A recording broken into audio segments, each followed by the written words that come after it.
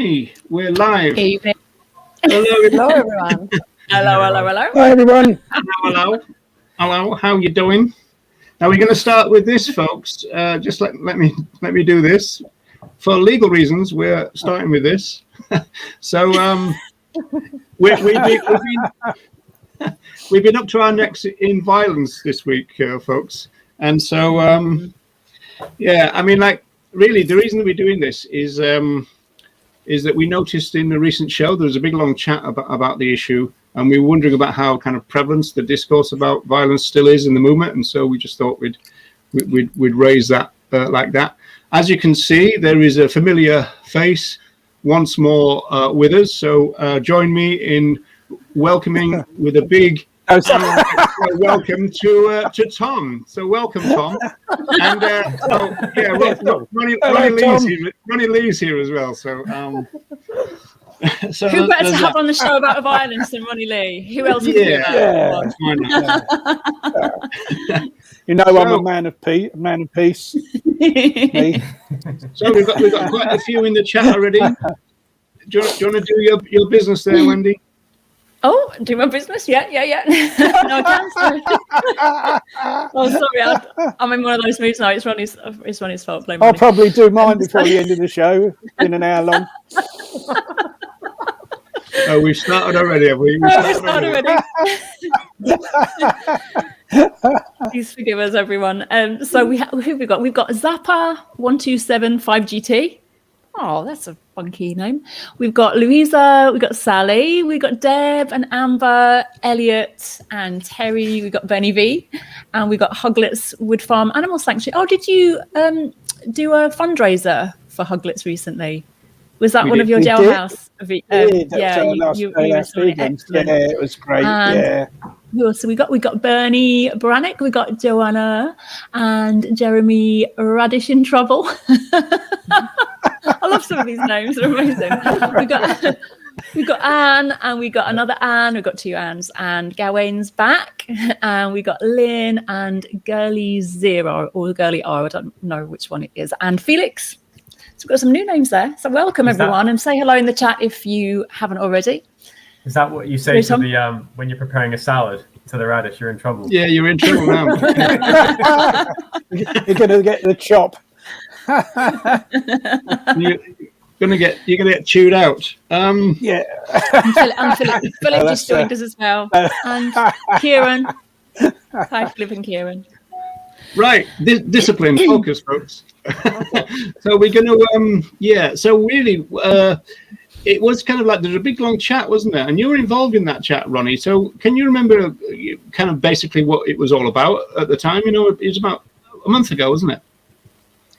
Yeah, I don't know how it started because the actual show wasn't really about violence, but something must have sparked it off, and there was a chat about, you know, was violence ever justified? And there was the discussion between various people, including myself, about that, which kind of went on for a while. And obviously that's what's, you know,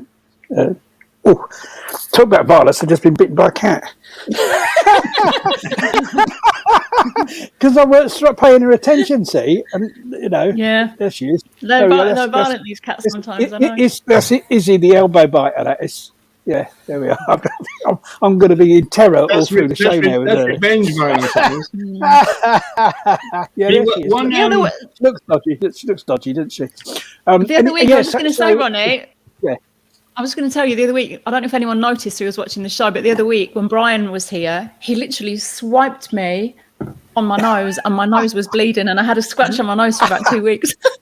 And I don't know if anyone even noticed, but that was on the show live violence. See, why isn't there a speciesism, isn't it? Why isn't there a Dangerous Cats Act? The Dangerous Dogs Act, isn't it? But there's all these dangerous cats that think, oh, we can get away with it because, you know, we're above this year. Look, we're above the law. They do get away with it. I love to see Ronnie the elbow biter. I'm like that all the show. Like, offended her off now. She's examining the lights now. So violence. One issue, of course, is that this is it's a difficult word to define even. This one, and then you've got the way that it's used over time, and then it's the way that it's used within social movements in terms of the people who kind of support it, maybe even in terms of self-defense, this kind of stuff. And so Ronnie and I, about 11 years ago, we took part in a commentary with that Gary Francione, and it was about Gary violence. Gary Francione. Yes, it was. And, one of the problematic Garys in the movement. And I said that from a sociological point of view, you kind of need to differentiate between force, coercion, and violence, because there's a heck of a lot of force in society. In fact, society is kind of run by force, but it's not kind of violent force. It's more to do with people just kind of looking at each other, and it's kind of like it's the force of being a social animal, in the sense that you kind of the force of fitting in, the force of becoming or conforming to norms and values, that kind of stuff. But that is still kind of seen as a kind of type of force. And then you've got issues like coercion, and then you've got issues like violence. So these things kind of morph into each other a little bit. Now we've got a clip from Stephen Best where he kind of talks about this kind of issue. So I thought that might be a good one to kick off with. So maybe we should launch into that. Actually, sorry, it's just a comment from IC. Is saying, please can you especially cover whether and when destruction of inanimate objects can ever be called violence? I think actually Steve mentions that in this clip, doesn't he? Yeah, Steve talks about that. Yeah, right now, that's right. Yeah. So here we go. I'm for abortion. No, we're for choice. I am not for violence. I am for defending the innocent when violence is the only means that we have to defend the innocent. Now, there is a very broad definition of violence that really bothers me. And I want you to understand that when we're talking about the debate over violence in the animal rights movement, we are talking almost always about one thing. Not talking about guns and weapons.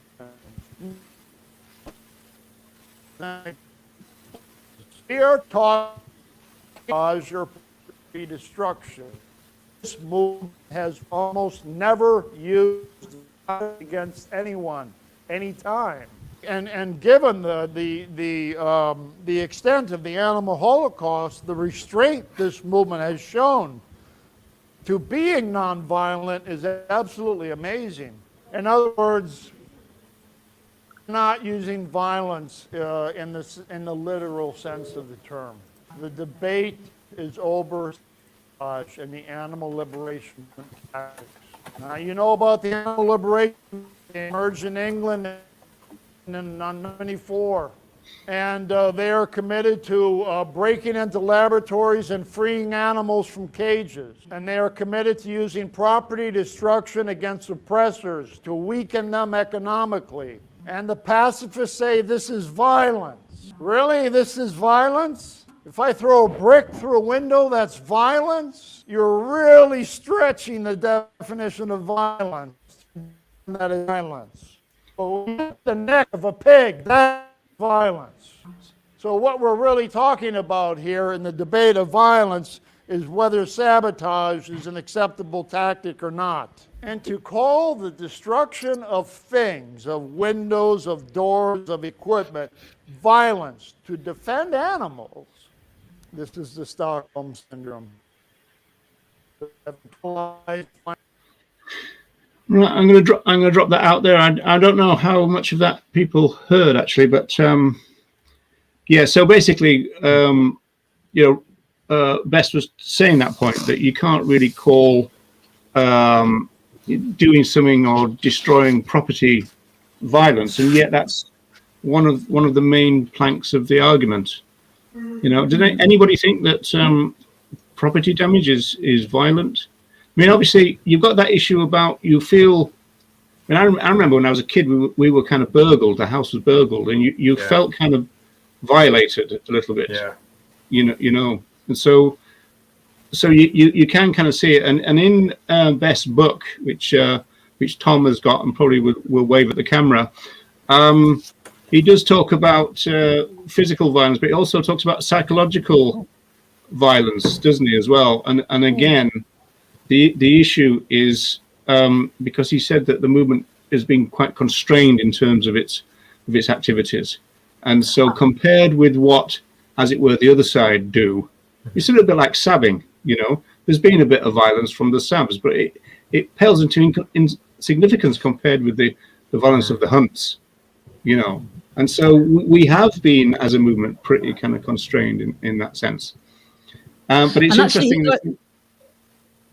Sorry, I was going to say, he goes on in that clip to actually define what he would say violence is, and he says it's a very broad definition that he would follow, which is to intentionally cause physical injury to someone without just cause. And he said, and that's that's the only definition of violence that he will adhere to, and that actually if we start to cause sabotage and breaking windows and property damage, if we start to call this sabotage violence, or we call it terrorism or eco-terrorism, he says that we lose all proportion and distinction of real violence. It trivializes the real violence of what's happening to other animals. And he also makes a distinction between offensive or aggressive violence, when you intentionally want to hurt someone who is innocent, and also defensive violence, where you use violence to protect the innocent when no other means are necessary. So he does go on to define and distinguish those things as well. I think that a more important question is not if an act constitutes violence, but if it is morally justified. Does it really matter how people call it? Obviously, violence is a constant, and we all may have different definitions, and the state has a different one, definitely. The thing is, if an act is justified. Yeah, I'm sure the state loves pacifists. I completely agree with that.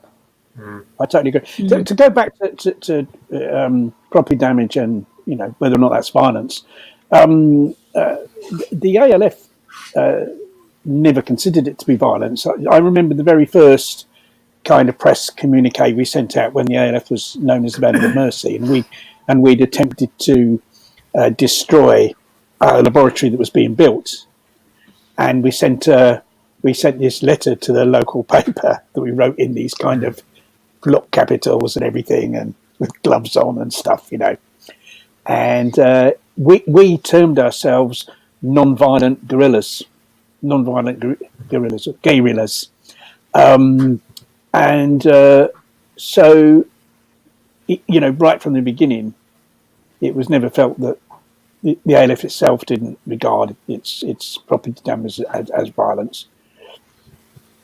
I think that what I was going to say is because I think that I previously have said that I would say that sabotage is a kind of violence, but I would agree with you all in terms of that it's different compared to actual violating someone's personal rights. But I wonder if if obviously this kind of media promotion of this idea damage on property is a form of violence, but for the people who maybe who owned like a car or owned a laboratory that was damaged, would their fear be, or maybe they were lying, I don't know, would their fear be that, oh, these individuals who are doing these things, could they be violent towards me if they're prepared to do this?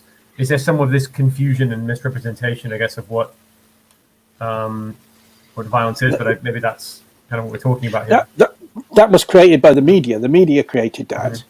The media created this idea that people themselves might be the next target by kind of upping the ante, by referring to the ALF's terrorists. And so in a sense, the kind of media did us a favour by doing that, because it was the media that actually terrorised the animal experimenters. And I think that's the main reason why during the height of ALF activity, from the mid-70s onwards, the number of animal experiments in the UK declined really quite considerably, and it ended up being about 2.5 million less than it had been in the mid-70s. And I think that a lot of that was down to the media frightening the animal experimenters and the companies that did it. So they started looking for other ways of doing it and not using animals, because there's no real the first bit of legislation to do with animal experimentation, I think, was in 1986, and I mean that kind of sought to give some protection to animals. I don't think it gave them a great deal. But up until then, there was no change in the law. There was no change in anything. The only thing there was the ALF. And so I think, the ALF activities against the vivisection industry, combined with the media hype, was what actually caused this decline in animal experiments. So we kind of have the media to thank, in a way, for all those animals being spared. Just want to quickly put up Terry's one again, because we did wonder whether this issue would come up, didn't we, before the show, because there was a really vicious attack on a hunt sab, or it's probably somebody actually just doing the badger. I don't know if it was a sab or just somebody doing the badger monitoring thing. But he was. I think they've got a fundraiser because he's going to have plastic surgery and stuff. I think he lost most of one ear, didn't he, and stuff. So we wondered whether that came up. And then quite often, Ronnie? I was just going to say, quite often they're the same people. The people that are doing the monitoring sets the stabs are also stabs. So probably. Yeah, I just wanted to make sure I label them right. Gawain here makes an interesting point, but then the movement point about that is, of course, the suffragists, they criticise the suffragettes for being too militant, and so you always get this kind of debate in social movements, in terms of some people think that you're discrediting the movement, other people think that you're being too moderate. This is an ongoing debate, and I suppose with the increased interest in pressure campaigns, it might be that this debate might kind of resurface a little bit. Does anybody think that there's anything that might kind of fit into a pressure campaign that could be labelled violence? I mean, there's a couple of things in a pressure campaign that I'm personally uncomfortable with, which is I'm not keen on. I'm trying to get rid of that. I'm not keen on home visits, or at least I think that home visits have got to be really assessed on a case by case basis. Just a kind of general kind of thing that they're always good is not true, I don't think. But again, whether I then say that was violence is another matter. But it can scare children, quite a lot, depending on the situation. I think it's also a question of the law, because of course, the law's changed over time to make it much more difficult for people to use certain tactics in pressure campaigns. And so it wouldn't just be a question of whether something's violent or not, but as to whether it's lawful or not, because of course if people are breaking the law, then the police aren't going to hesitate to arrest them, and they're going to use that as an excuse to close down the campaign. So I think there's that to take into consideration, and I think that home visits, there are laws that could be used to prevent those, like the anti-stalking laws. The anti-stalking laws were brought in, nothing to do with people demonstrating outside of vivisector's home. It's to do with women being harassed and intimidated and followed, wasn't it? Mainly, that was why it was brought in. But like a lot of laws, that's been used against anti-vivisection campaigners, the anti-stalking laws. Jeremy makes a point at 616. Which touches on your point, Ronnie. The bigger concern is the state squashing such activities and whether they're sustainable campaigns if activists are getting arrested, jailed, etc., regardless of the fact that it is morally justified. Yeah, because there's a tactical consideration. You see, the thing about the whole issue of violence. I mean, first of all, there's the question of, what is violence? That's the first question. And then secondly is, is it, as Nella said, and I agree, it's to do with what's kind of right and wrong, whether instead of what's violent and what's not violent. But it's also, but I think somebody could do something that would be classed as violence that could be regarded as morally okay, but tactically not okay. So there's a distinction between sort of ethics and morals, of stroke ethics, and tactics in how we should carry out campaigns. Yeah, Tom, Deb responded to Jeremy, and this is an issue that you've been thinking about lately, isn't it? Extensional self-defense, which came from Steve Best, and of course, self-defense.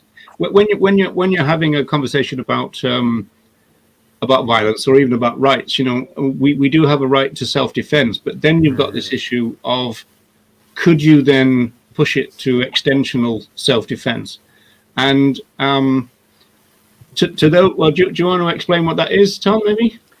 So I guess I as you said, Roger, like having read Steve Best's 2014 book, The Politics of Total Liberation, which it's not like a super long book. I encourage people to check it out. It's actually available free. It's available free on Total Liberation Information Station. If you go to on Facebook and then you look across the tabs and there's things that it says files, there's about 30 free books there, including that one. Was that written by a poet, the title of that? Total Liberation Information Station. Yeah, he was a poet. I didn't know it. Yeah. So I guess the clue is kind of in the name of that extensional self-defense, where it's not us who are being violated, but it's the other animals, and that would be an extensional. We're kind of defending their rights for them, and I guess touching on that clip that he says where it's where nothing else is possible, there are cases where you can make a case for extensional self-defense, and I think one of the examples that he gives is quite a powerful example. Is of in some countries in Africa, for example, where there is a huge problem with poachers who are killing rhinos and elephants for parts of their body for other trades, like in the Far East and stuff like that. And there is no other recourse to stop this from happening other than through violent means, which are commissioned by governments and also groups who are involved in helping stop the poachers and defending other animals' basic rights and protecting them. And I guess there's an example of that in like Zimbabwe, where there are women who are actually working as rangers and taking up the role of I guess extensional self-defenders in this way.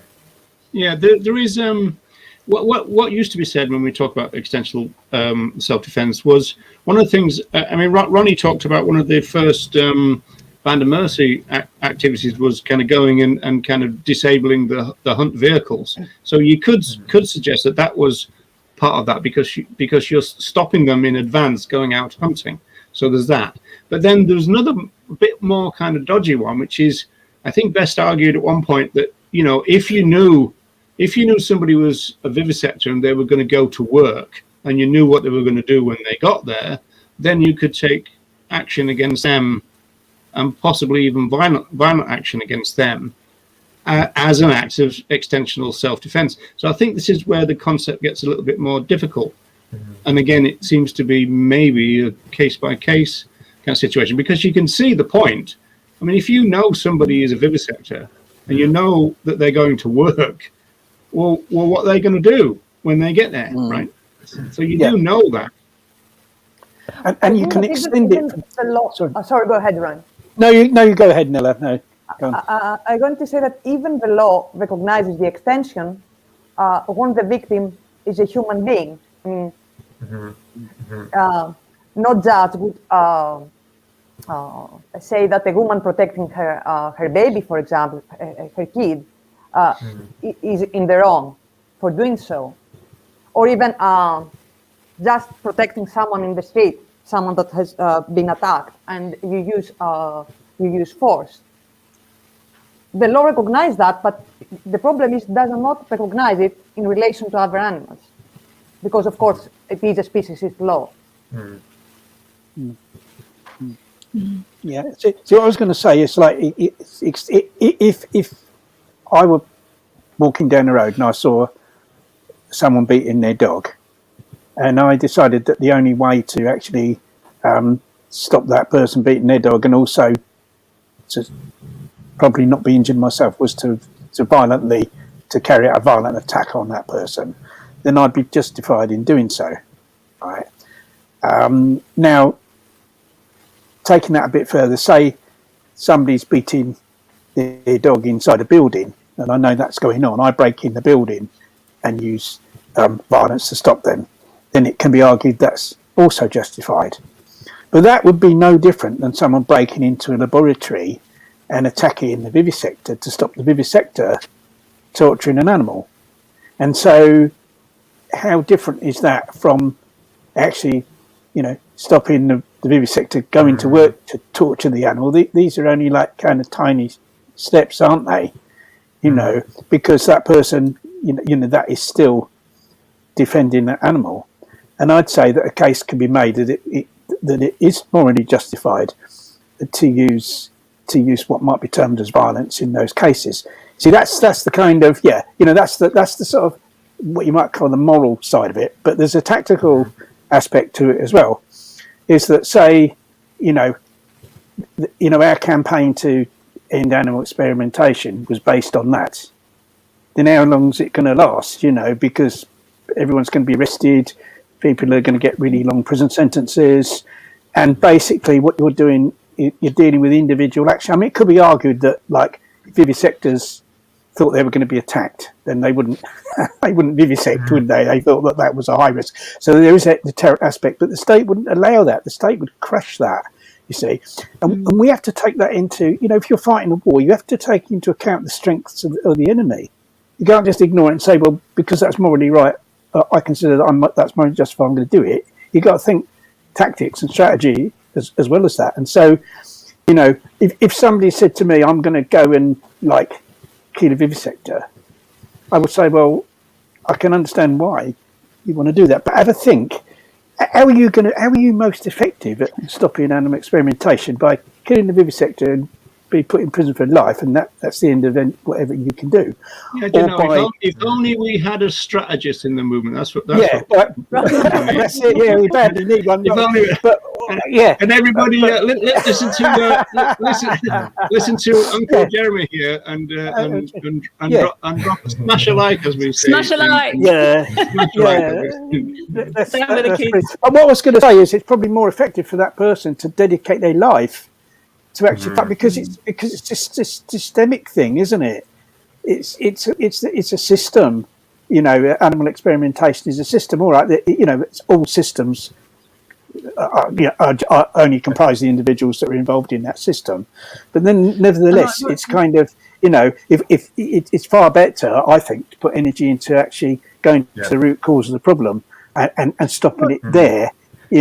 But on a more long-term basis. Would you say that, like, sorry, Wendy? No, it's okay. Go ahead. I was just going to say that I think sometimes there can be a fine line between, like the example of a vivisector going to the lab to commit, violate the rights of another animal, and stopping them. I don't know, like saying, hey, you're not going into the lab, or and actually harming them or killing them. Like, there's a difference between, I guess, between preventing them in a maybe violent way versus and gratuitous violence, like going over the top.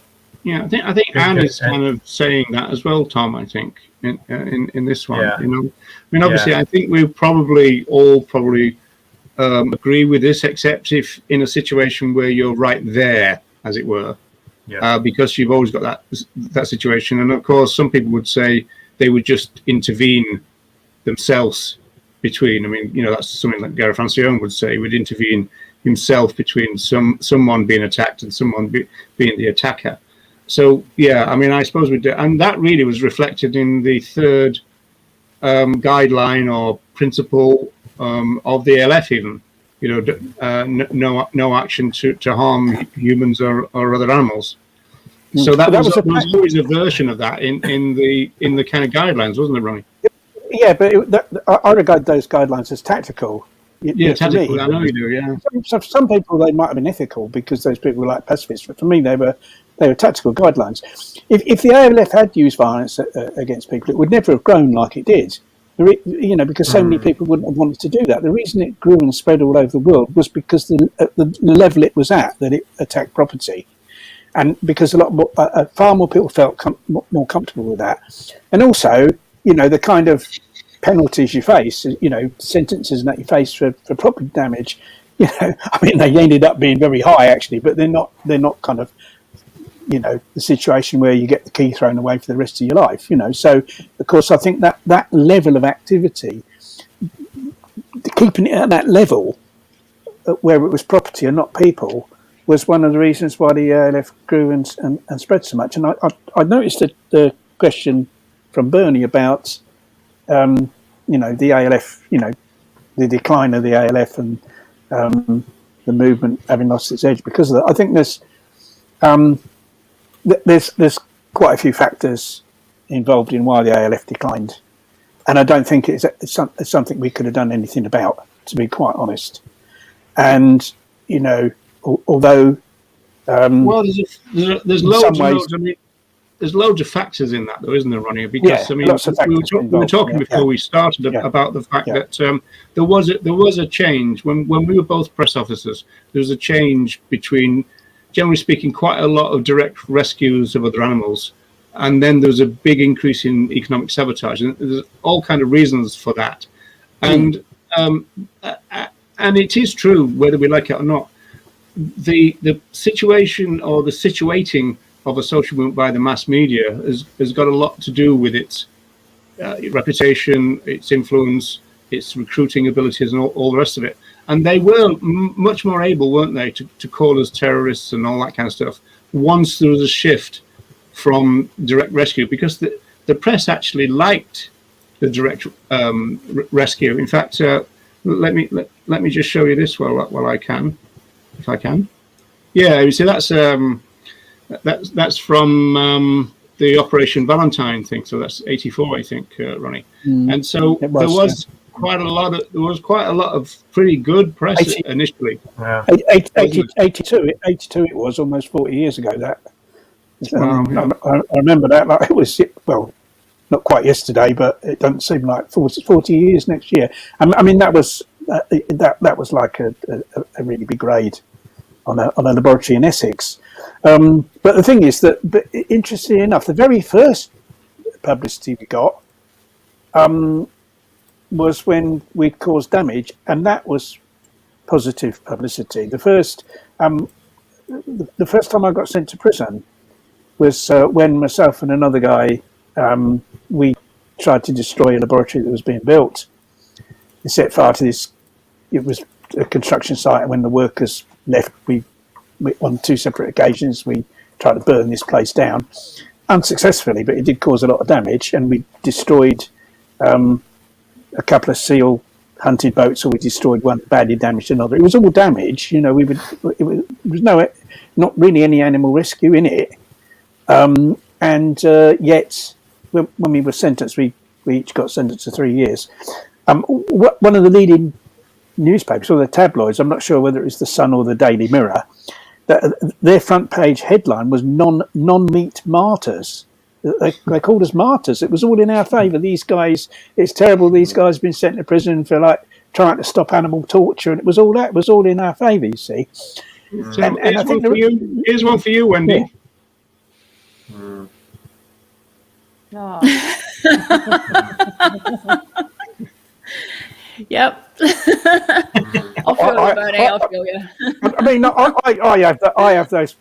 Louise has got a thing that she turns around to me and she says, "You're killing someone in your head again, aren't you?" Because I get into this thing, I read about something and I kind of a glazed look comes out, and I'm actually imagining like doing exactly that.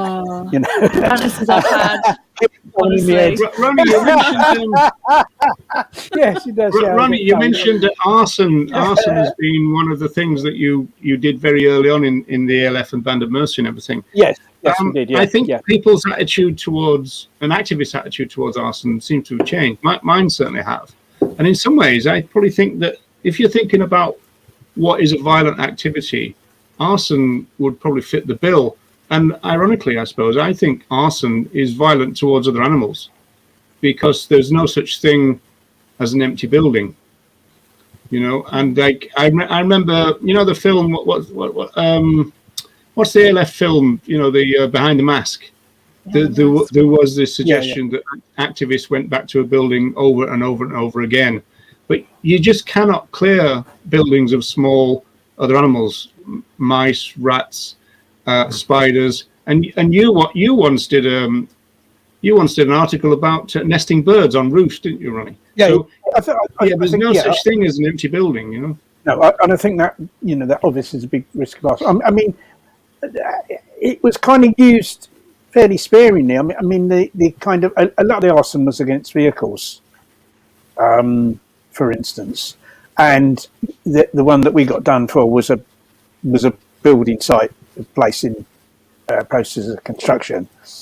So, but I mean, there were occasions. I mean, there were occasions when department stores got burnt down.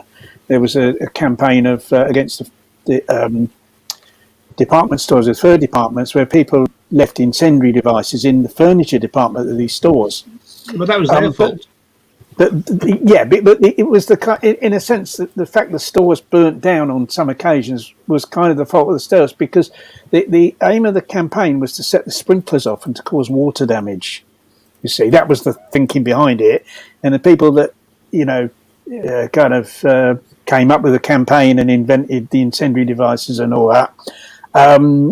Their idea, they never thought stores would burn down. They thought what's going to happen is the sprinklers, there's going to be a small fire, the sprinklers will come on, and there'll be like thousands of pounds worth of damage, water damage. And in fact, the first time they did it, that's what happened. It was Rackham's in Sheffield, had a fur department, and that got attacked, and the sprinklers came on. It caused and it wasn't even hundreds of thousands. It wasn't even fire, was it, Ronnie? Because furniture have this fire retardant material. It kind of, so it creates smoke, right? It creates smoke. That was kind of the idea of the the thinking behind the campaign was water damage. But what happened was there were some stores and maintained their sprinkler systems and got burnt down. For instance, Dingles in Plymouth got completely destroyed.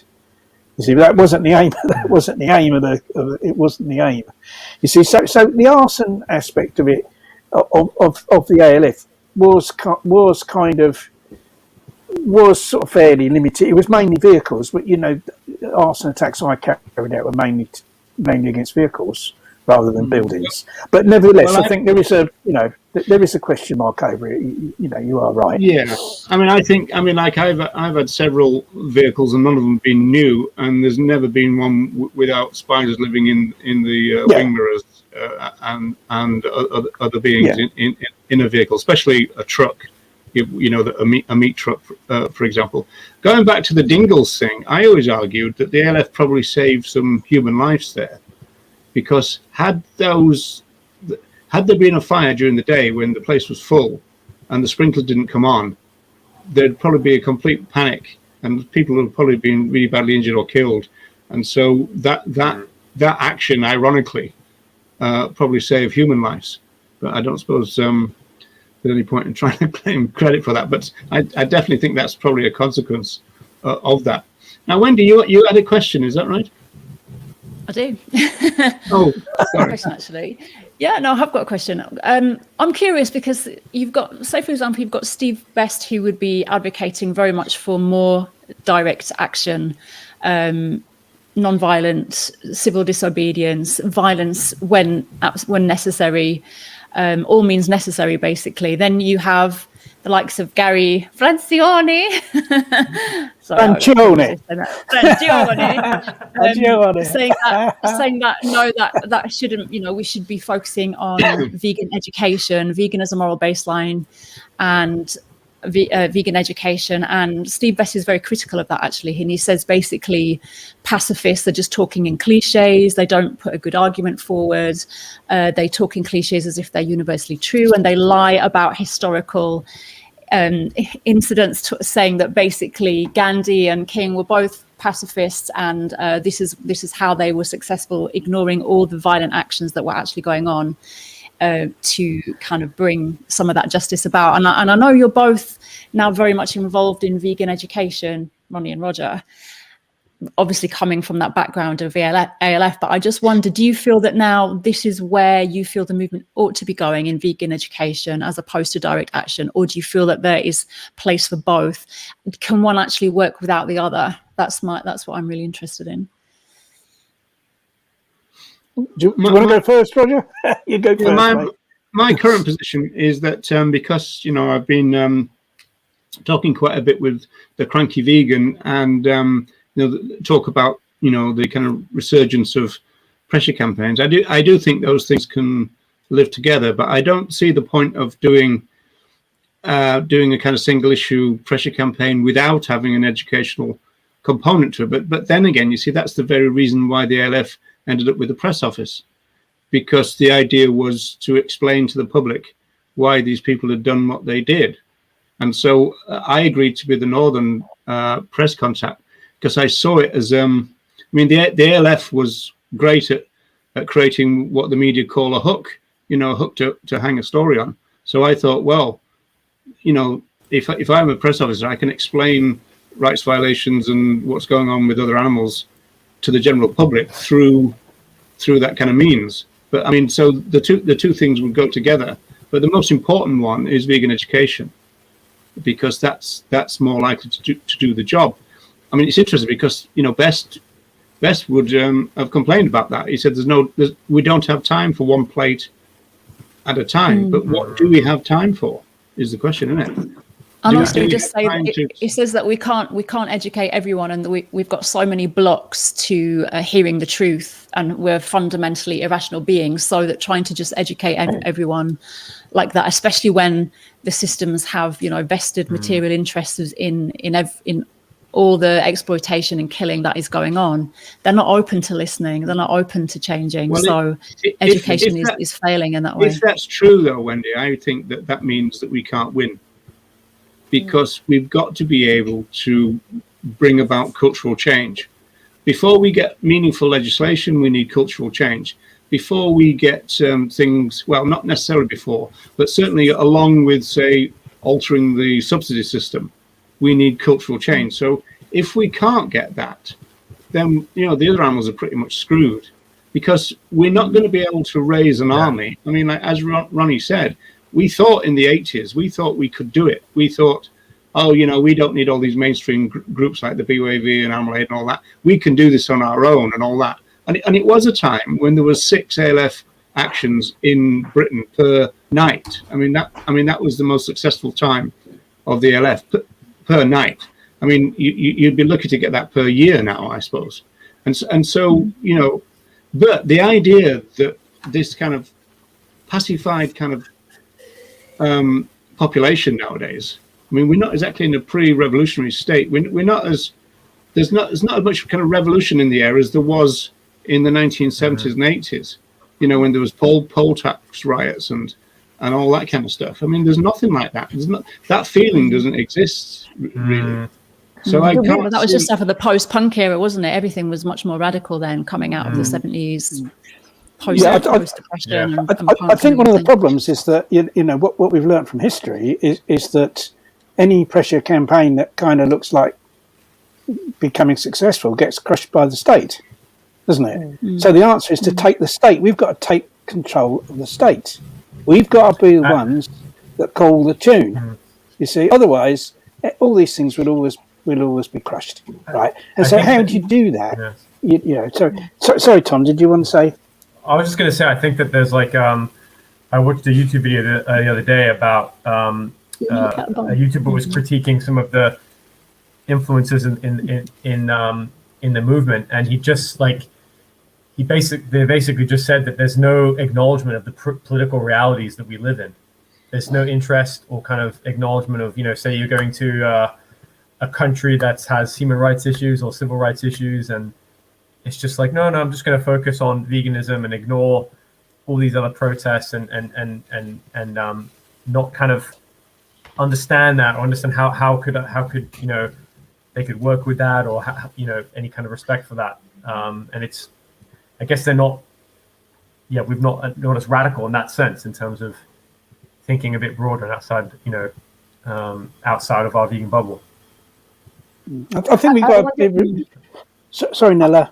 I wanted to build on Wendy's question before you get the chance to answer. Do you think that vegan education, is also a tactic in the sense that if we were not like 1% of the population and tonight we were 30 or 40% of the population, then direct action would be much more effective? Ski masks ready, everyone. If we have 30% of the population, we can elect political representatives that will, will be in charge, will be in control, because we don't have to change everyone. But remember, we got Boris Johnson, going around, as an idiot. He was voted in by less than 30% of people eligible to vote. That was all. You don't need to change everyone. What we've got to do, you see, the thing is that we're not going to achieve animal liberation unless we educate a large number of people to actually believe in it. How is it going to happen? And if we don't do that, it's kind of not going to happen. And the thing about the ALF, the ALF was, the ALF had considerable success. But if we look at the overall oppression of animals, the number of animals that the ALF was able to kind of spare from suffering and slaughter was only a tiny fraction of that. The two huge areas of the oppression of other animals are the food industry and harm done to the environment through human impact. Those are the huge areas. Everything else is dwarfed by that. It doesn't mean those other areas aren't important. Vivisection, the fur trade, hunting, all these things. They're all important. But the two big areas are the food industry and harm done to the environment. Like a climate crisis is really wiping out millions of wild and free living beings. Animals living in the wild. These are the big issues, and we need political change to tackle those. And how you get political change? You only get political change by changing ordinary people, because it's already, Boris Johnson isn't there by magic. He's there because people voted him. We need people to vote for decent politicians that's going to actually, bring in the laws that are going to move things in the right direction. And we're not. That is a radical solution, because the word radical, it comes from the Latin word radix, which means root. It means going to the root of the problem. And the thing about the ALF was brilliant, but it didn't go to the root of the problem. The root of the problem is speciesism. The root of the problem is human supremacism. Unless we tackle that, we're never going to get animal liberation. And the way to tackle that, we have to educate ordinary people. And I know that's not exciting and like it's painstaking and it's long term and all that. But unless we do that, I'm not saying everyone has to do it. I think anyone that's doing anything to protect animals is brilliant. Whether people are doing hunt sabs, animal rescue, or trying to get flannels not to, sell fur stuff, whatever they're doing, all of that's brilliant. All of it's positive. But unless we have a lot of people doing vegan education, we are not going to tackle this problem at the root. We are not going to change enough ordinary people for those ordinary people to have an effect, first of all through their own lifestyle, but also for them to have an effect through their mindset when it comes to changing the political system, because that's what we have to do. That's what will cause. So Ronnie, if you could go back to the 70s, knowing what you know now, would you still would you co-found the ALF, and would you still take part in those actions, or would you be like, no, we need to educate people? That's a difficult one. It was something I was discussing last night, actually, with it was with Wenda that we did from Huglets, and she's on the Wenda will remember our discussion from last night. Wenda, I remember Wenda from your... Yeah. And it's like, would it have been if say instead of like being one of the people that founded the ALF, I said, right, what I'm going to do is found this, like, try and find a grassroots vegan education movement. Right, okay. The first question is, would it have taken off? Would it have taken off? I mean, the ALF took off. It appealed to young people, that were angry, there was a zeitgeist in the 70s for animal rights. I mean, that's the time when you had various philosophical books written about animal rights and animal liberation. The concept of speciesism arose was coined by Richard Ryder in the 70s. It was, this was it was like the rise of, the beginning of the animal rights movement, really. It was in the 1970s. And so there was a spirit of the time then. And a lot of young people wanted to do stuff. Now, would those young people have been so enthusiastic to go behind a street stall or something? I'm not really sure. Would it have taken off? And the thing is, the other thing is, like, it's kind of really easy now for people to live as vegans, isn't it? It's so easy, like, they can eat anywhere. There's loads of stuff in the supermarkets. I mean, there's always been vegan food. There's always been lentils. I mean, I don't understand what the big fuss is about. I'd be still quite happy beans, just Ronnie. lentils and stuff. And beans, And I could live quite happily with that. None of that fake meat or anything, But there we are. For some people, I suppose it's kind of helpful for them to make that transition. But but it wouldn't have been easy. How easy would it have been to promote veganism in those days when it was so difficult for people to live as a vegan? Would it have taken off in the same way? And I honestly don't know the answer to that question. I mean, obviously, if it could have taken off and it could have taken hold and everything, and then probably we probably would be further on now than we are. And would the civil rights movement be where it is now, had it not been for the Black Panthers, had it not been for Malcolm X and the urban riots, and had it not been for the uprising in Vietnam of the peasants and with the armed peasants and the violence that happened in India under Gandhi, and all of that was going on in the background of all these social justice movements to create the changes that we've seen. And I understand definitely education is so important, because I think we have to change people's hearts and minds, as we know, and as Tom Reagan has said, and as we all agree that education is essential to try to combat speciesism. But can it do it alone without everything else? Like if we compare it to other social justice movements, is that not still an important factor? And I know it's easy to say that, because I know you've paid the sacrifice, and so has Roger. It's very easy to sit here and say, oh, we should be out there smashing up buildings and breaking in. It's very easy to say that, but you've paid that high sacrifice for that.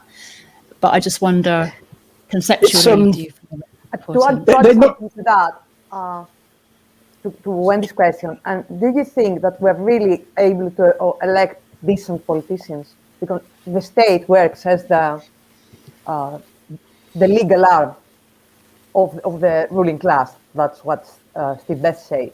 So is that really possible? And is it possible everywhere? Because I don't think that it really makes something to liberate one country. It's not possible everywhere, but you see, even where it's not possible, you still need to change people's mindsets so that they're thinking in the right way. And I mean, the thing is, it's a very difficult road, to kind of, to elect. I think a lot of good people don't stand as politicians because they think somehow it's not good to be a politician and it is tainted. But the trouble is, unless they do, it's like people that don't vote. They go, I'm not going to vote and all that. And I can understand that. But then if someone says, if like a radical person says they're not going to vote, the Tories are like that, aren't they? Because they think they're great. That's a better chance for us getting in now, because no one's going to vote. The votes for the people against us are going to be less. And that's the reality. That's the reality of the situation. And I don't really see an alternative. I don't see that there's going to be an uprising and a revolution and all that. It's not going to happen. How's that going to happen? You've got to be realistic about what ordinary people are like. They just want to watch Love Island, don't they? We're never not going to have that happen, are we? It's not. We might really love that. Oh, let's have a national strike. How many leaflets have been given by Socialist Workers' Party about national strike? Been doing it for about the last 50 years. There's no chance for national strike. People are too worried about their own little family and all that. That's the reality. Let's get real about ordinary people and the limitations of ordinary people. Ordinary people are very, very limited. And, we've got to be realistic about ordinary people, their capabilities. What people are capable of is going down the ballot box and putting a cross in a piece of paper against the right person, or shall I say, the left person, right? To get to get like at least a half decent government elected. We've got to be realistic. I mean, let's kind of don't expect that ordinary people aren't like us. We're kind of, we're exceptional people. I'm not saying that like bigging ourselves up, but we're different. People don't do what we do. And we've got to accept people for what they are, and not make them out to be capable of things that they're not capable of. Otherwise, we're never going to change anything. Yeah, but Ronnie, you know, I mean, picking up on what Nella said, you know full well that people only vote for political parties that are in the kind of, they're either centre left or centre right. That's all. And I mean, the Green Party shows it's not going to work, isn't it? Yeah, well, that's why we've got to educate people. See, unless you educate people, unless you change the mindsets of people, that's what's always going to happen. You see, that the reason people do that is through lack of education. There is no other way. Whether it work or not, I honestly don't know. But there isn't another way. We're not going to have we're not going to have a revolution. That isn't going to happen. People ain't going on the streets. That's never going to happen. That is the only way. The only way really of changing things fundamentally is education and political action. It really is. And okay, so if people are doing direct action and pressure campaigns and all that in association with that, I can see how that can all add up together. But unless we have very optimistic there. Yeah. I don't think you could. Well, I educate politicians. No, I don't. I think you've got to educate people to get different. So we get different politicians. To be honest, I don't think. I think it still boils down to the fact that if we can't get cultural change, we won't get any of this because people won't vote for the right people. And politicians tend to be followers and not leaders. They follow the vote and they follow the money. And so we need a big growth in veganism culturally before any of this is going to happen. And so and what's funny is I think we've always said you can't be right wing and vegan. I mean, I don't know who might have said that on this panel, but I can't imagine who might have said that. I was looking in, and Nelly, you might be able to speak to this as well, because I've only briefly looked at this article. There's an article talking about groups. What is it? It's group. Oh, sorry, I forgot what it was now. But it's something to do with right-wing authoritarianism, and basically, group domination orientation. And those two things are closely linked. People who are more conservative and more right-wing leaning have more inclination for social domination orientation and authoritarianism, and those are closely tied with speciesism as well. So wherever we have this conservative majority and this kind of mindset, it's almost inextricable from the speciesist mindset. It's almost like we're trapped in this, I don't know, in this system that I just don't know where the cracks are, how to get in. Yeah, I think there's people talking about educating politicians. That isn't what I'm talking about. I'm talking about educating ordinary people. It's not about educating politicians. I accept that a load of them can't. They're locked into a certain ideology. It's like trying to bring pressure on the Tory party to change things. You're never going to get very far because of their fundamental ideology is resistant to the type of change we want. There is danger, though, isn't there? When I think, and we've seen examples of this around the world, but where if there's too much political apathy from people and they don't vote. You get problems. I mean, obviously we've seen that in the US with Trump being elected. I think there was a really lower level of voting compared to previous elections, I believe. But other countries, I'm sure it's happened. I remember when I was involved in it, because I'm still very sympathetic to anarchism. I think the anarchist idea of organising society and have decentralised, so it's sort of like nano-organisation in local areas and all that.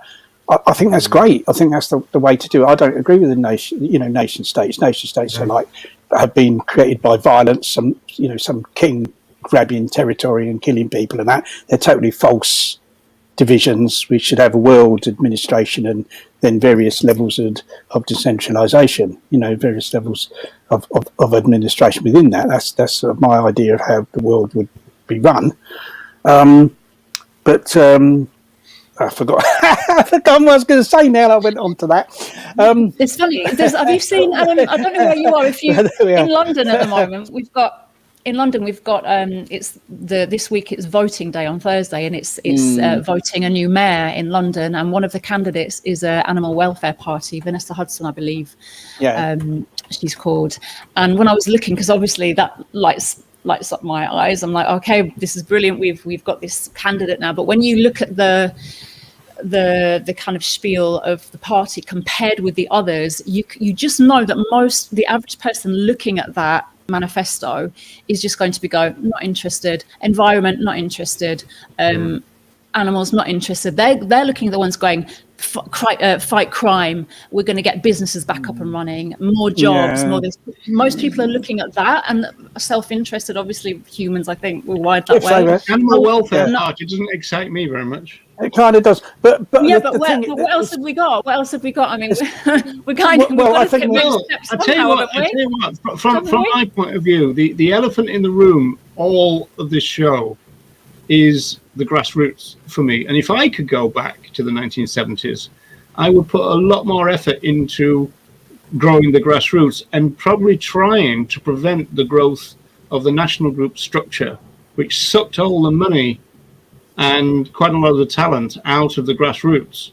And that's what I do, because we might be much closer to what Ronnie's current idea, which is we kind of need grassroots on all kind of levels and all kind of sizes, but all the time and everywhere. Now that's what we really need, because then you've got DIY politics and you're cutting through the idea that you've got to be talking about people who, I mean, you might be influenced then in terms of local councils, rather than thinking about politicians who are going to Westminster in the British thing, because the idea of kind of influencing that is a bit pie in the sky at the moment. But certainly if we had a grassroots mobilization which really was effective and was everywhere, and we had that for the last 40 years, I think maybe that would have made a difference. Yeah, I think that's right. There are a lot of interesting comments. Could you put the 703 from Animal Justice Emergency on? What do you think of that? What was that to me? 703. 703. It was in relation to Ronnie's answer. The revolution. We come the revolution. That one? Yes. Yeah. That's the one. So what do you think of that?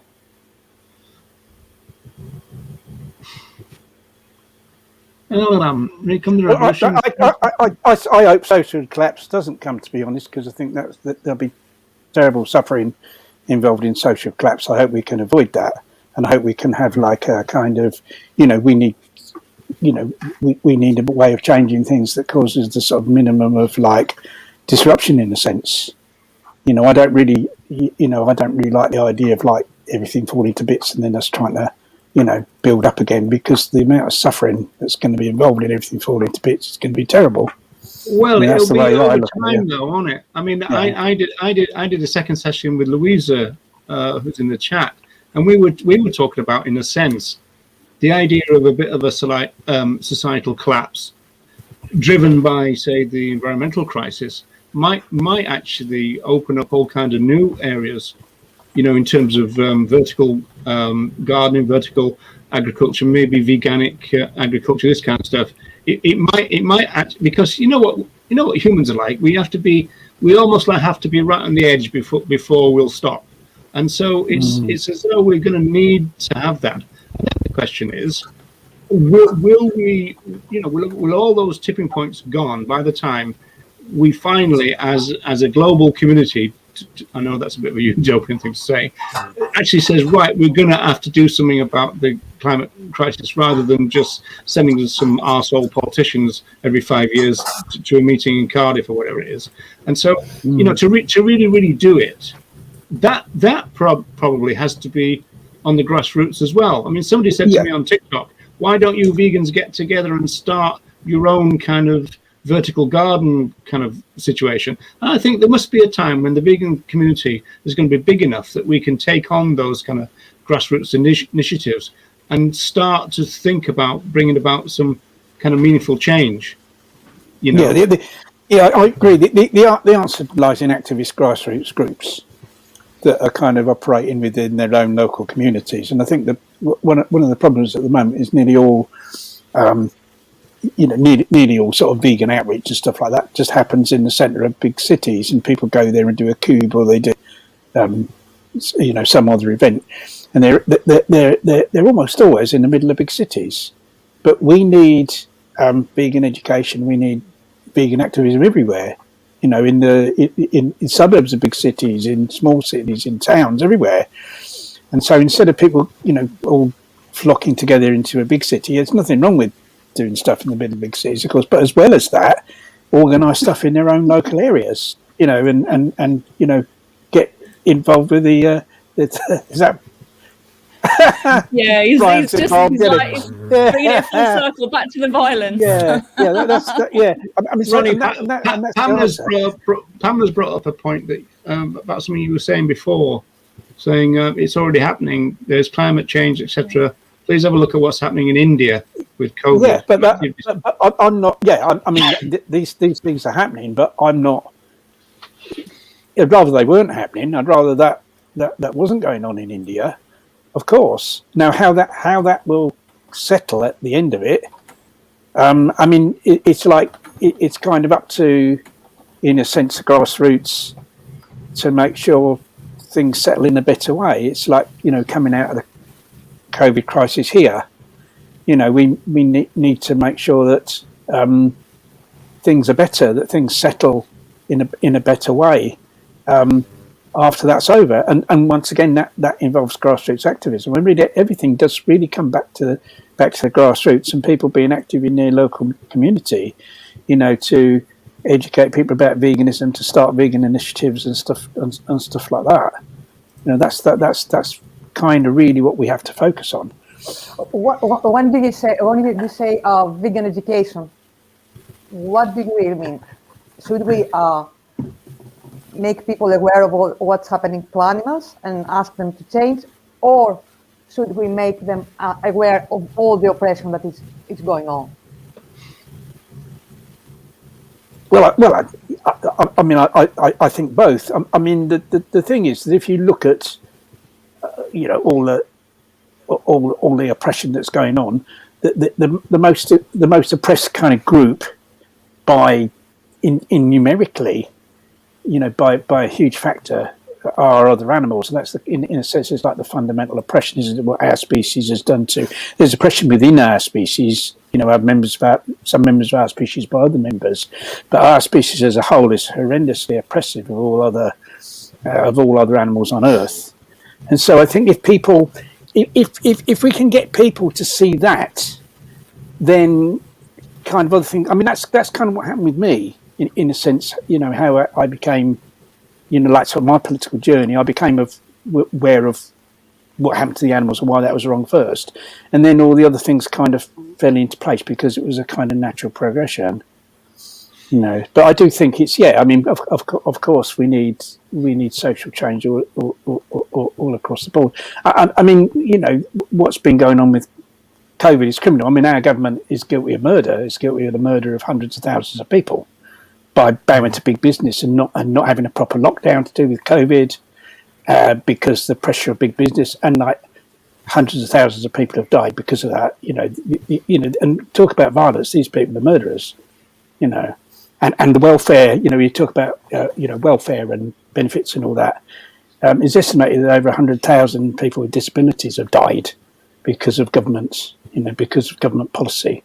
And these people, you have no right to turn around and call anyone else violent from what they've done. These people are criminals, but they've been voted in by ordinary people, and that's the problem. I'm conscious of the time, folks. What are we going to do? We did have a Martin Luther King clip, but I think that's probably gone now. Wendy, do you think? Because it's it'll open another thing, won't it? So we'll have to leave that, I think. One thing that just talking about the whole environment thing there, just to thinking about violence, is that obviously the way that we're living as humans on the planet is committing unthinkable violence against the environment and against other animals who are free living, as well as those that we're farming to exploit and kill. So I think one thing that Steve Best said in that talk, going back to that talk, that really struck me, he said that if we're focused too much on pacifism, we're complicit in violence because we're not doing anything to stop it. And that really struck a chord with me, actually. Yeah, because they're happy for people to be pacifists in a way because they know they can roll over you. This is the difficulty. They don't, it's like, because they don't care about using violence, and whether it's direct violence or it's kind of a sort of more of an indirect violence, which our government is used in the killing of all those people. They're quite happy to not be faced with resistance because they just want to get on and do things in their own interests. So there has to be kind of resistance to them, but that resistance can come in different ways. And if we can actually kick them out because we get and get people voting for, maybe not another government that's perfect.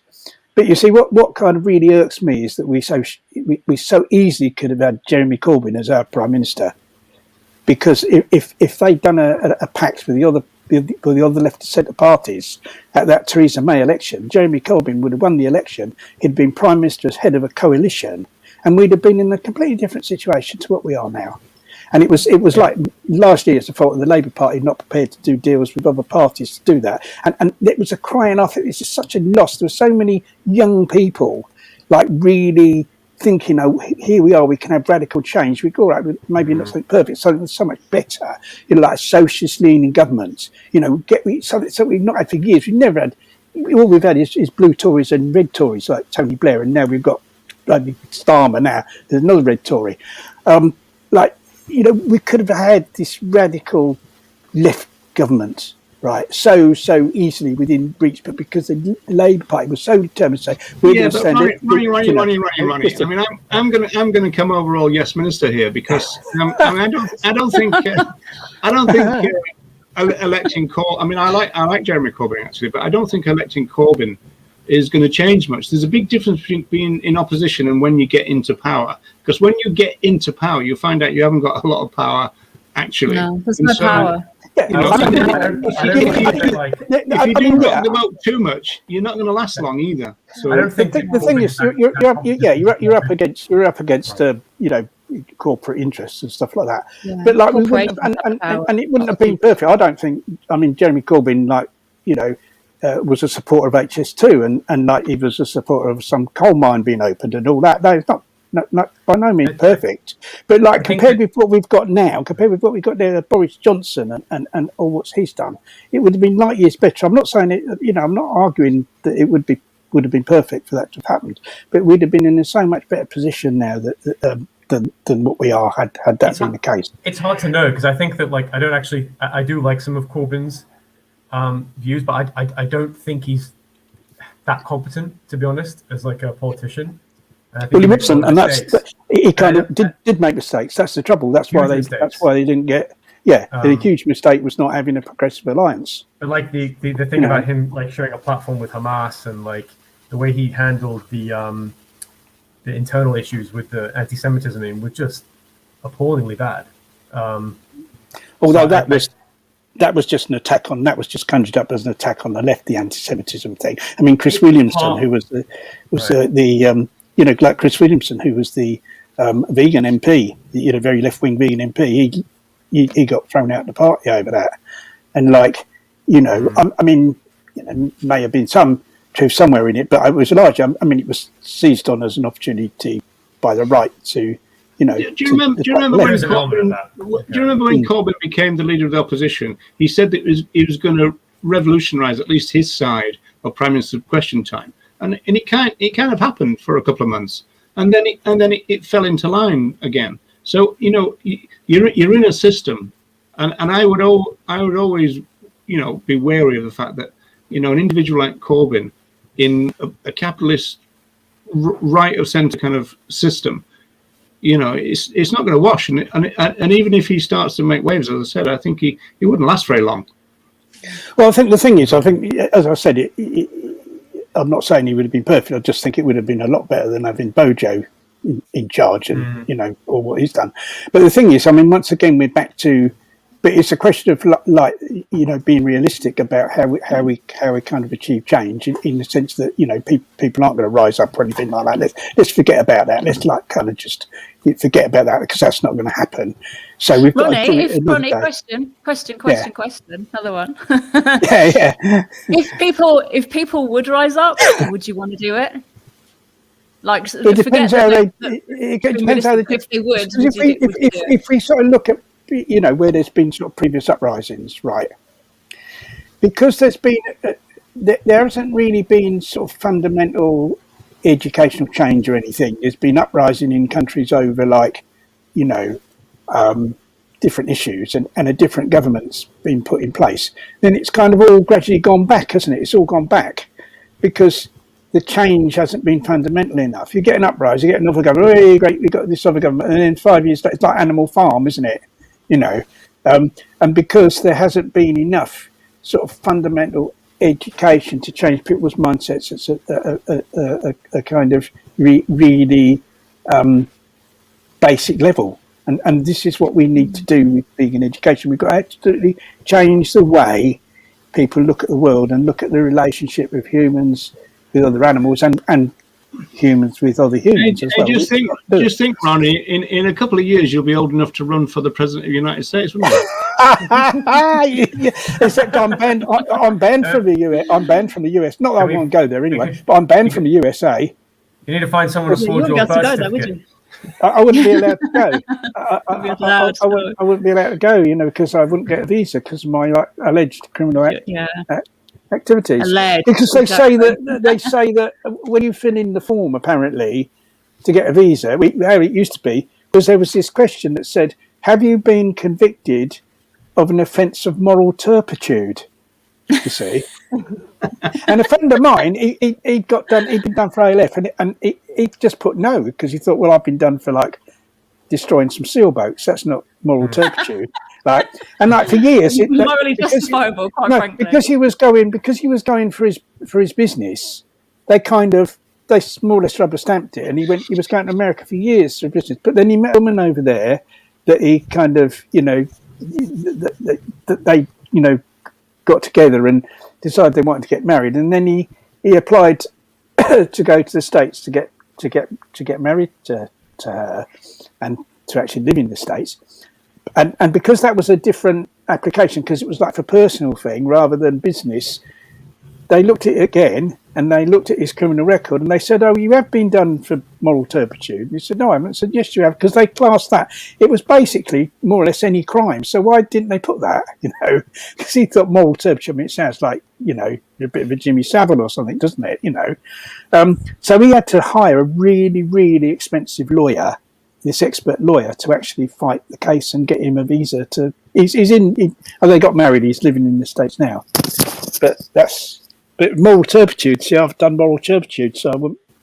There's a lot of people in the chat saying they're going to vote for you, Ronnie. So I think you could have a future edged out there. I could be like the What's it? Ronnie's revolution. tooting popular front.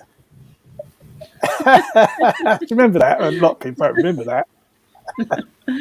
There's a great bit of graffiti in that Citizen Smith where he's spraying plan ahead, right? And he runs out a wall before he gets to the last letter because he hasn't planned ahead. Anyway, can I just ask everyone in the chat, just going back to the theme of our topic today, just by yes or no. I'd love everyone to just answer. I know we haven't got a poll. Jeremy, we need your poll. Is there a role for violence in the fight for animal liberation? Yes or no? Yes. Possibly. Hopefully, it won't be needed. But it depends on it depends on violence, doesn't it? Because this is another area, like, you know, is our laws violence? Because fundamentally they're backed by violence, aren't they? Like if someone breaks the law, you know, and the kind of end kind of story of that is the police will come and they'll get hold of you and take you, and that'll be the use of force, won't it? So if we support, yeah. There's Debbie. I would agree with Deb's point. It's all about context, and like you spoke about, and assessing these things and being pragmatic, and looking at the action before it's done. And Oh, there's a big shock. We never thought you'd say that. But I think yes. I mean, you can't really say no, can you? We can't have that. You know, we can't be deprived of that of recourse to that if necessary. I think. I mean, that would be I think by violence we were talking mostly sabotage and damage. We weren't talking, you know, going out causing harm to humans and things like that. I think that defined in the beginning of the session. Yeah, in the beginning, because it was basically by Steve Best saying that we're not talking guns and bombs, we're talking sabotage and damage to property and things like that. So we're not arming you all with baseball bats and humor. We've turned everyone violent now. I wonder whose room the police have come crashing into out of us five.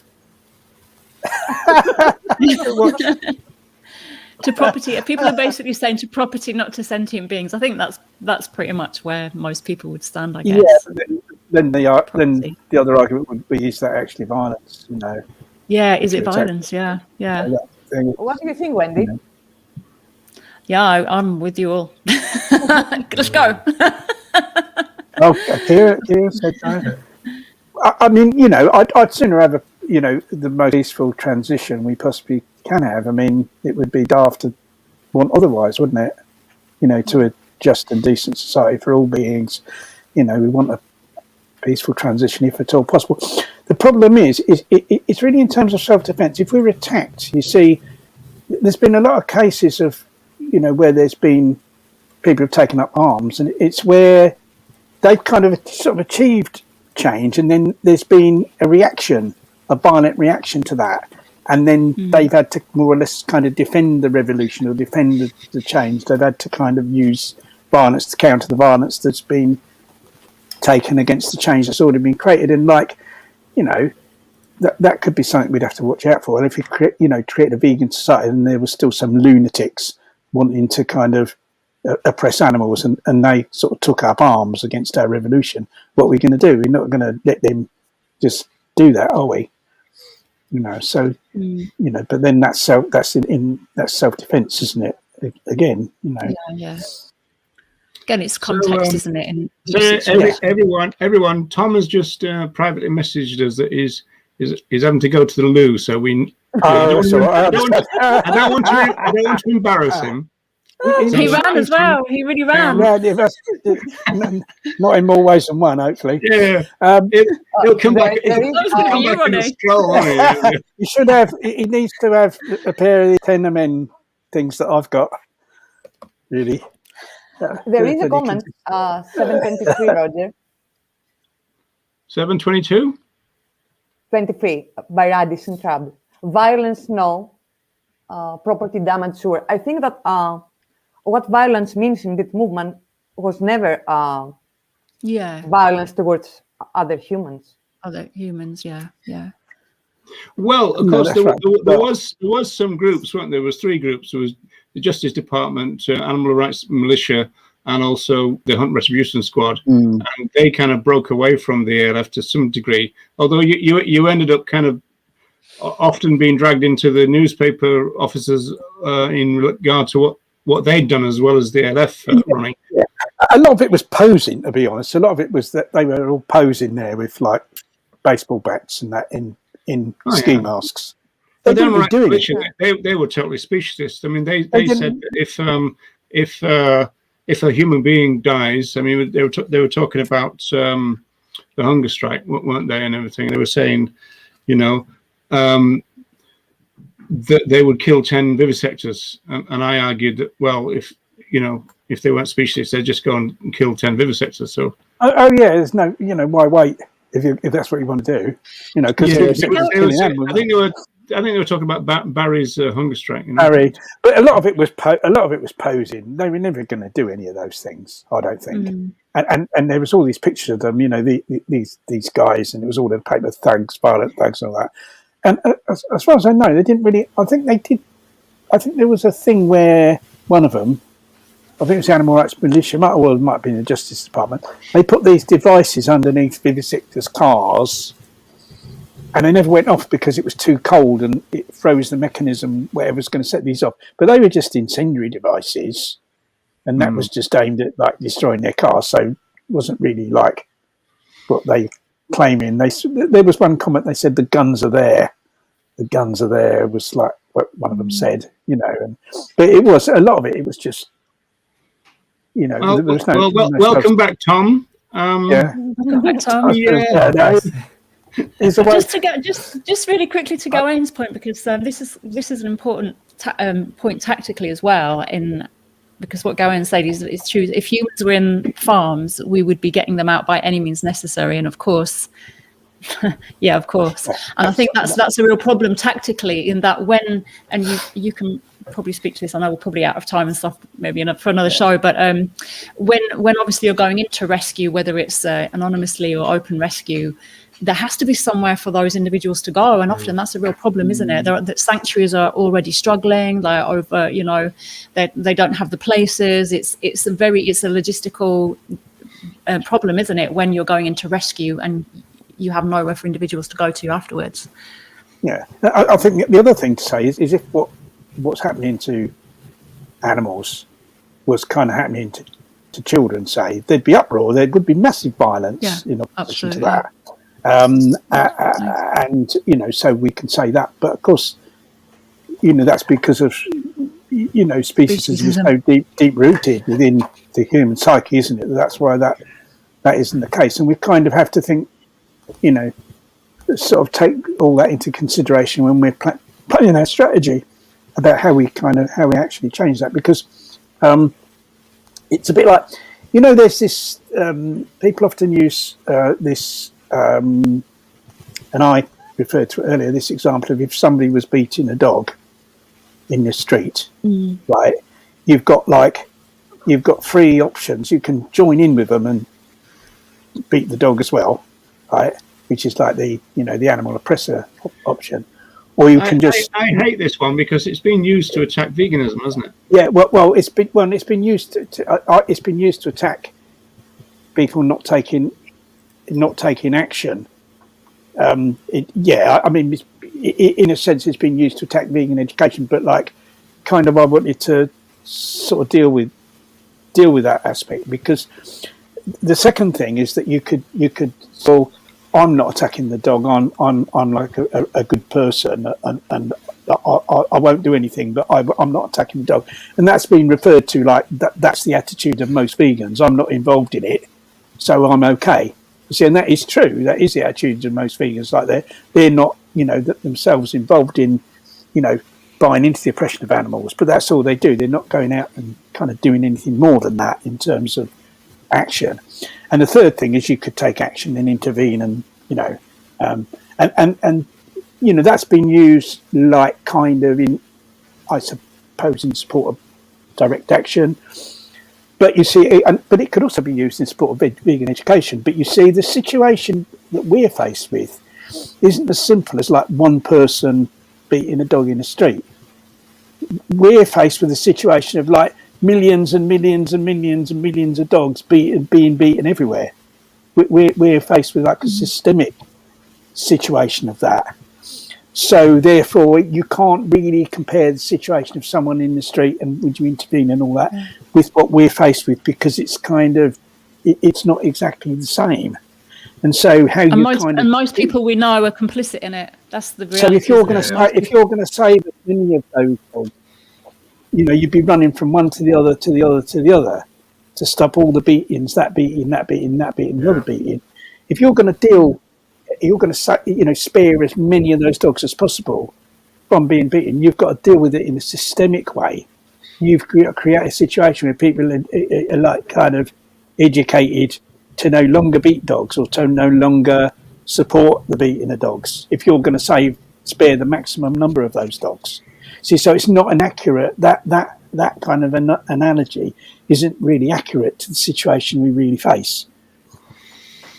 So we're way over time, folks. And, Amber has lined us up with another show topic here, which is I think the bearded vegans did an interesting one about this, that we ought to stop saying that you can't love them and eat them at the same time, and that it's interesting. Anyway, I think we ought to go.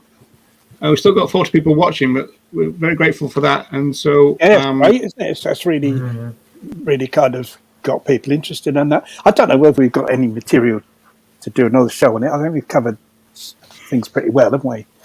In this. Just referring to that comment. Yeah. Right, people. Thank you for tuning in to the Animal Rights Show, and thanks, Ronnie, for being a guest panelist. And yeah, thanks, Ronnie. Thanks, Ronnie. Thank you so much. No, I'm very, very pleased to be here, and love and peace. Don't forget that. Love and peace. No. We'll see you again, people. We'll see you again.